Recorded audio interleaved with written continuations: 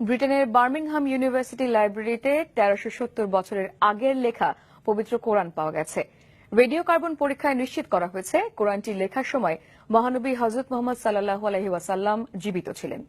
মোয়াজ্জেম হোসেনের desk report.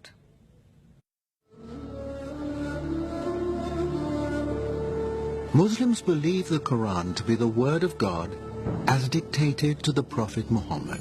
হিজাজি অক্ষরে হাতে লেখা এই কোরআনটি বার্মিংহাম ইউনিভার্সিটির লাইব্রেরিতে পাওয়া গেছে। এটি লাইব্রেরির পুরনো গ্রন্থের সেকশনে, যেখানে মধ্যপ্রাচ্য বিষয়ক বিভিন্ন পুরনো গ্রন্থ ও দলিল রক্ষিত ছিল, সেখানে পাওয়া গেছে, যেটি তারা বলেন গত ১০০ বছরে তাদের কারো নজরে পড়েনি। কোরআনটি লেখার সময় নির্ধারণ করা হয়েছে ৫৬৮ থেকে ৬৪৫ খ্রিস্টাব্দের মাঝামাঝি সময়গুলোতে, আর ৬৩২ খ্রিস্টাব্দে হযরত মুহাম্মদ সাল্লাল্লাহু আলাইহি ওয়াসাল্লাম ইন্তেকাল করেন।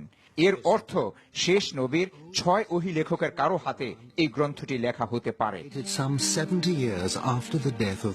রেডিও কার্বন পরীক্ষাটি সম্পন্ন হয়েছে অক্সফোর্ড ইউনিভার্সিটির রেডিও কার্বন এক্সিলারেটর ইউনিটে।